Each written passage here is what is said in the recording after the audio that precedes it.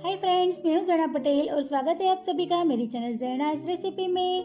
तो फ्रेंड्स, आज हम यहाँ पर एकदम फुला फुला और ऊपर से एकदम क्रिस्पी और अंदर से एकदम सॉफ्ट ऐसा भटूरा बनाएंगे।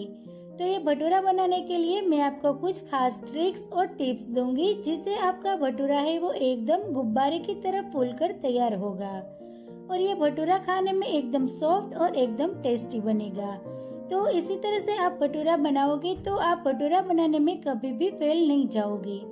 तो चलिए रेसिपी की शुरुआत करते हैं, बनाते हैं एकदम फुला फुला भटूरा। तो भटूरे बनाने के लिए यहाँ पर मैंने एक बड़ा बर्तन ले लिया है। अब इसके अंदर मैं 250 ग्राम मैदा डाल दूंगी। तो यहाँ पर मैंने सिर्फ मैदे से ये भटूरा बनाया है। अगर आप चाहो तो आधा मैदा और आधा गेहूं का बारीक वाला आटा भी ले सकते हो, लेकिन गेहूं का आटा डालने से आपका भटूरे का कलर है वो थोड़ा आपको ब्राउन जैसा दिखेगा। अब इसके अंदर मैंने 2 बड़ा चम्मच बारीक वाली सूजी डाल दी है। तो ये सूजी डालने से हमारे आटे की कंसिस्टेंसी है वो बिल्कुल वैसी रहती है जैसे हम आटा लगाते हैं। तो आटे को हम रेस्ट देते हैं, उसके बाद आटा हमारा ज्यादा सॉफ्ट हो जाता है, ऐसा बिल्कुल नहीं होगा। इसलिए इसके अंदर हमें सूजी डालनी जरूरी है। अब इसके अंदर हम स्वाद अनुसार यानी कि 1 चम्मच नमक डाल देंगे। अब नमक डालने के बाद ये आटे के बीच में हम इसी तरह से थोड़ी जगह बना लेंगे और ये आटे में हमें मोइन डालना है। तो ये भटूरे को एकदम खास्ता बनाने के लिए यहाँ पर मैंने 2 बड़ा चम्मच घी का मोइन डाला है। तो यहाँ पर हमें तेल की जगह घी ही डालना है। तो घी डालने से हमारे भटूरे का जो कलर है वो एकदम अच्छा दिखता है। अब ये भटूरे को एकदम सॉफ्ट बनाने के लिए 2 बड़ा चम्मच हम इसमें दही डाल देंगे। तो दही हमें ज्यादा खट्टा नहीं लेना है। अब दही के ऊपर हम 2 से 3 चुटकी जितना बेकिंग सोडा डालेंगे। तो यहाँ पर हम बेकिंग पाउडर का इस्तेमाल नहीं करेंगे, इसमें हम बेकिंग सोडा डालेंगे। तो बेकिंग सोडा डालने से हमारा भटूरा है वो एकदम अच्छे से फूलकर तैयार होगा। अब इसके अंदर हम 1 छोटी कटोरी रेगुलर यानी कि नॉर्मल दूध डालेंगे। तो ये दूध ठंडा भी नहीं है और गर्म भी नहीं है, तो नॉर्मल दूध हम इसमें डालेंगे। तो दूध डालने से हमारा ये भटूरा है वो एकदम व्हाइट कलर का बनता है और एकदम सॉफ्ट बनता है। अब ये सबको हम बीच में पहले इस तरह से अच्छे से मिक्स कर लेंगे। अब इसके बाद ये सारे मिक्सर को हम ये आटे के साथ बिल्कुल हल्के हल्के हाथों से हमें मिक्स कर लेना है।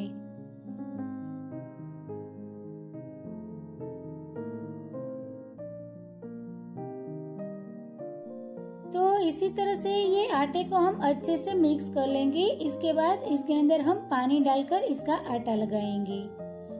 तो ये मिक्स करने के बाद इसमें हमें ज्यादा पानी डालने की बिल्कुल जरूरत नहीं पड़ेगी। तो यहाँ पर मैंने ये छोटी कटोरी इसमें पानी डाला है और ये आटे को अच्छे से गूंद लेना है।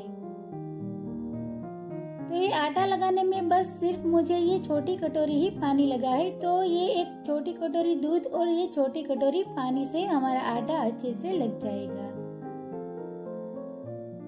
तो ये आटे की कंसिस्टेंसी है वो हम पराठा बनाते हैं बस उसी तरह का आटा हमें इसमें लगाना है। तो यहाँ पर हमें ये आटा ज्यादा सख्त बिल्कुल नहीं लगाना है और ज्यादा नरम भी नहीं लगाना है। तो इसी तरह से मीडियम कंसिस्टेंसी में हमें इसका आटा अच्छे से लगा लेना है और आटे को हमें 5 से 7 मिनट तक इस तरह से मसल कर तैयार कर लेना है। तो यहाँ पर हमारा आटा अच्छे से लग गया है। अब आटे के ऊपर हम थोड़ा सा घी डाल देंगे। तो घी की जगह आप तेल भी डाल सकते हो, लेकिन मैं यहाँ पर थोड़ा सा यानी कि आधी छोटी चम्मच जितना इसके ऊपर घी डाल दूंगी और ये आटे को हम चिकना कर लेंगे और फिर से एक बार मसल लेंगे। तो यहाँ पर मैंने ये आटे को दोनों हाथों से अच्छे से मसल लिया है। अब आटे की कंसिस्टेंसी आप देख सकते हो। तो ये ज्यादा सख्त भी नहीं है और ज्यादा नरम भी नहीं है। तो बिल्कुल ऐसी ही कंसिस्टेंसी हमें ये भटूरे के लिए आटे की लगानी है। अब ये आटे के ऊपर हम कॉटन का साफ कपड़ा ढक देंगे और इसके ऊपर हम एक प्लेट ढक कर ये आटे को हम 15 से 20 मिनट का रेस्ट दे देंगे। तो ये आटे को 15-20 मिनट हो गया है, तो इसको हम चेक कर लेते हैं। तो यहाँ पर आप देख सकते हो आटा हमारा अच्छे से मुलायम हो गया है। तो आटे के अंदर हमने सूजी डाली थी, इसीलिए ये आटा हमारा बिल्कुल नरम नहीं हुआ है। अब इसके ऊपर हम थोड़ा सा घी डालकर ये आटे को फिर से एक बार मसल लेंगे। तो यहाँ पर आप देख सकते हो ये आटा हमारा एकदम मुलायम और एकदम सॉफ्ट बनकर तैयार हुआ है। तो बिल्कुल ऐसा ही आटा हमें ये भटूरे के लिए लगाना है। तो ये आटे को मैंने फिर से 2 से 3 मिनट तक इस तरह से मसल लिया है। अब ये आटे की कंसिस्टेंसी आप देख सकते हो, ये आटा हमारा एकदम स्मूथ, एकदम सॉफ्ट और एकदम मुलायम बनके तैयार हुआ है। तो यहाँ पर हमारा ये आटा अच्छे से लग गया है। अब ये आटे में से हम भटूरा बनाएंगे। अब ये आटे में से हम पहले पेड़े बनाएंगे। तो यहाँ पर आप देख सकते हो मैंने एक बड़ी साइज का पेड़ा ले लिया है। तो इसी तरह से हाथों की मदद से इसको हमें थोड़ा फैला लेना है।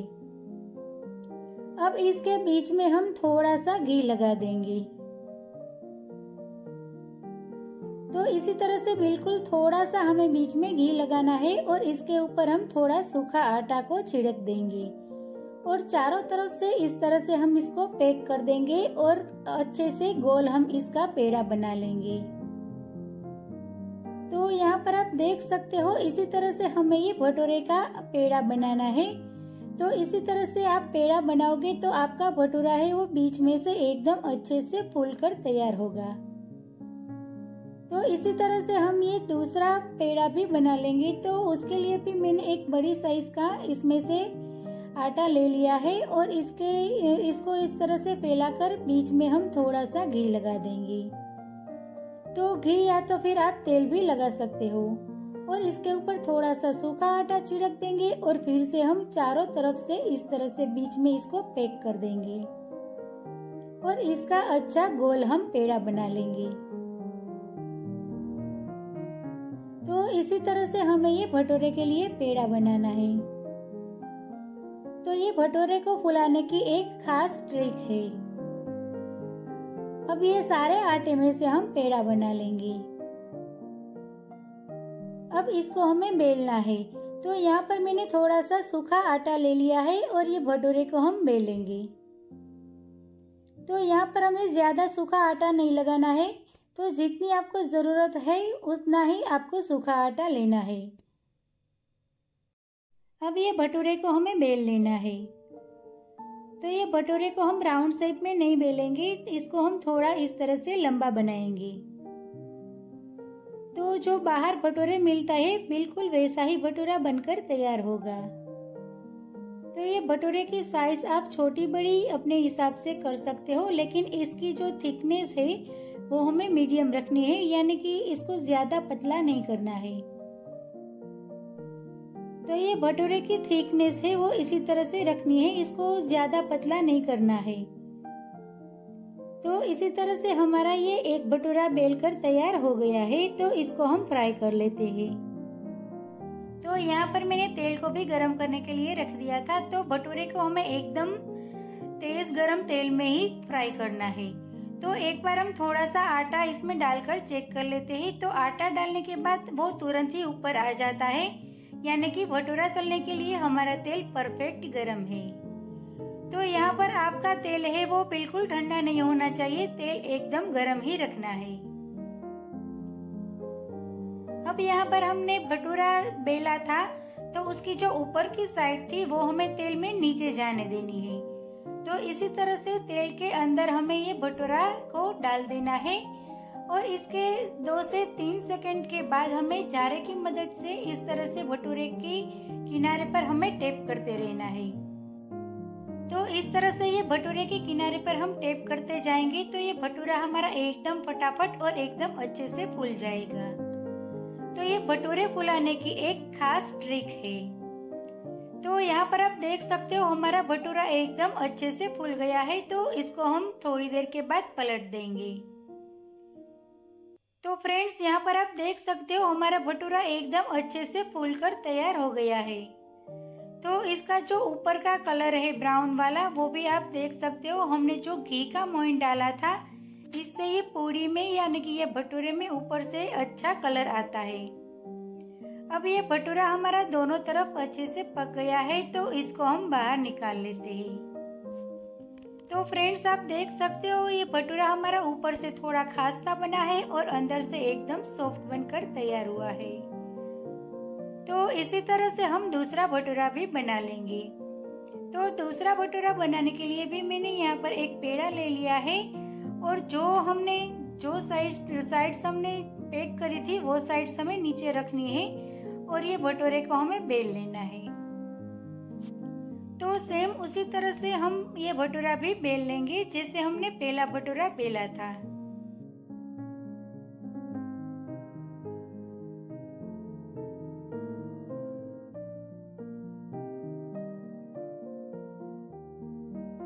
तो यहाँ पर हमारा ये दूसरा भटूरा भी बेलकर तैयार है, तो उसको भी हम ये गरम तेल में फ्राई कर लेंगे। तो सेम उसी तरह से हम ये भटूरे को गरम तेल में डाल देंगे और उसकी किनारी पर हम ये जारे से थोड़ा थोड़ा हल्के हल्के हाथों से टैप करते जाएंगे। तो फ्रेंड्स, आप देख सकते हो जैसे जैसे हम इसको टैप करते हैं वैसे वैसे हमारा भटूरा है वो एकदम फूलकर तैयार होता है। अब यहाँ पर हमारा भटूरा अच्छे से फूल गया है, तो थोड़ी देर के बाद हम इसको पलट देंगे। तो इसको हम पलटने के बाद भी फिर से हल्का हल्का इसको हम टैप करेंगे ताकि जहाँ से भटूरा थोड़ा फूला नहीं है वहीं से भी ये भटूरा है वो अच्छे से फूल जाए। तो फ्रेंड्स, यहाँ पर आप देख सकते हो ये भटूरा हमारा एकदम अच्छे से फूलकर तैयार हुआ है। तो ये भटूरा हमारा दोनों तरफ अच्छे से पक गया है, तो इसको भी हम एक प्लेट में निकाल लेते हैं।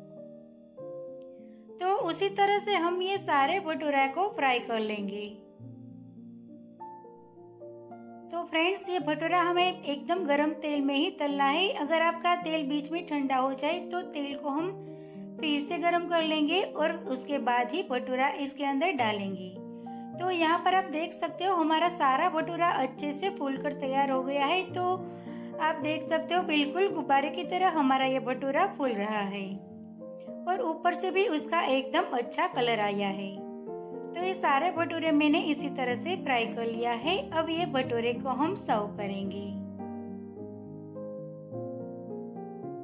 तो अब ये भटूरे को मैंने छोले और लच्छा प्याज के साथ सर्व किया है। तो फ्रेंड्स, यहाँ पर आप देख सकते हो हमारा ये एकदम फूला फूला भटूरा बनकर बिल्कुल तैयार है। तो फ्रेंड्स, आप इस तरह से मैंने दी हुई टिप्स और ट्रिक्स के साथ भटूरे बनाओगे तो आपका भटूरा भी एकदम गुब्बारे की तरह फूलकर तैयार होगा। तो यहाँ पर तैयार है हमारा भटूरा। तो फ्रेंड्स, आप भी एक बार इस तरह से ये रेसिपी अपने घर पर जरूर ट्राई करना। और आपको मेरा आज का ये वीडियो और रेसिपी अच्छी लगे तो मेरे वीडियो को लाइक करें, अपने फ्रेंड्स के साथ शेयर करें और मेरी चैनल को सब्सक्राइब करें। मिलते हैं एक नई रेसिपी के साथ अगले वीडियो में। तब तक के लिए bye bye. Thank you so much.